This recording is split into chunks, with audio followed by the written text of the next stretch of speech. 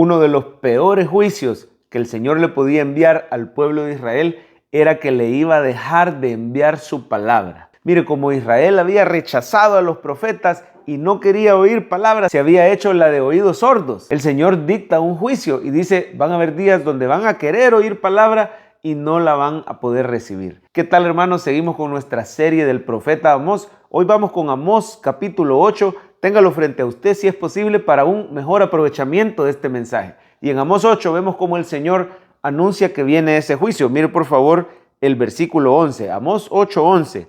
He aquí vienen días, dice Jehová el Señor, en los cuales enviaré hambre a la tierra, pero no hambre de pan ni sed de agua, sino de oír la palabra de Jehová. Iban a desear recibir palabra y no la iban a encontrar. Mire el 12. 8:12 de Amós dice, e irán errantes de mar a mar, desde el norte hasta el oriente discurrirán, buscando la palabra de Jehová y no la hallarán. ¿Por qué iba a venir este juicio sobre Israel? Por su pecado sin arrepentimiento. La Biblia dice, por cuanto todos pecaron, están destituidos de la gloria de Dios. Usted y yo tendríamos el mismo juicio sobre nuestra vida si no fuera por la gran salvación de nuestro Señor Jesucristo. Pero mire, el pecado de Israel era grande. Mire qué tremendo. Uno de los peores pecados es que eran estafadores, engañaban en lo financiero, en lo económico, hacían negocios tramposos. Mire cómo los cristianos le tenemos que pedir al Señor dar un buen testimonio en las finanzas, pagar nuestros impuestos, ser correctos, honrar nuestras deudas. Si tenemos problemas financieros, pedirle al Señor su ayuda, su provisión para poder dar un buen testimonio, porque los israelitas no eran así. Mire por favor el versículo 5, diciendo, ¿cuándo pasará el mes y venderemos el trigo? Y la semana y abriremos los graneros del pan. Hasta ahí todo bien, pero mire cómo hacían trampa. Achicaremos la medida y subiremos el precio y falsearemos con engaño la balanza para comprar los pobres por dinero y los necesitados por un par de zapatos y venderemos los desechos del trigo. Tenían prácticas comerciales deshonestas, se aprovechaban de los más pobres, con trampa, con engaño. Y ese era uno de tantos pecados. Por supuesto, había incredulidad, inmoralidad, idolatría, entre muchos otros pecados. Así que el Señor le da al profeta Amós una visión que quiere decir, ya llegó el tiempo del juicio. A Israel se le acabó el tiempo de arrepentirse. Mire cómo la paciencia de Dios tiene un límite y hay un momento donde Él debe de enviar ese juicio porque es un Dios santo y es un Dios justo. Mire, ahí le da a Amós una visión de un canastillo de fruta de verano. Usted lo puede leer en los primeros 3 versículos. ¿Qué quiere decir esa canasta? Dice Amós,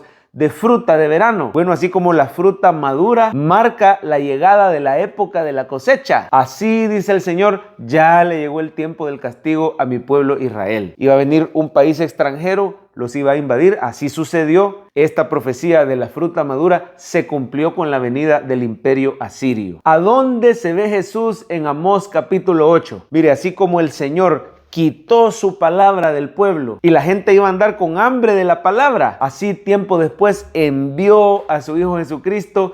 Él es la palabra viva. Al Señor Jesús se le llama el verbo o la palabra. Jesús es la palabra viva. Jesús dijo, bienaventurados los que tienen hambre y sed de justicia. Usted y yo, pecadores como Israel, hambrientos de justicia, hambrientos de la palabra. Hoy podemos ser saciados por medio de Cristo. Cristo Jesús es la palabra que sacia nuestra hambre y nuestra sed. Ponga su fe en el Señor Jesucristo. Si usted ya cree en Él, sacie su hambre de la palabra todos los días leyendo la Biblia. Persevere en la lectura diaria, en estos videos diarios de sus pastores, para que seamos alimentados, fortalecidos, saciados y nutridos. Dice la Biblia que la fe viene por oír y oír la palabra de Cristo. Pidámosle al Señor que esa palabra se traduzca a vidas transformadas, que no hagan trampa en los negocios. Los cristianos son los que mejor testimonio debemos de dar en las finanzas. Testimonio de honestidad, testimonio de prosperidad, testimonio de provisión, testimonio de bendición, un buen nombre delante de los inconversos, que seamos buena paga a los creyentes, que no engañemos, que no defraudemos a nadie. Sacia tu hambre de la palabra, oyendo todos los días hablar de Jesús.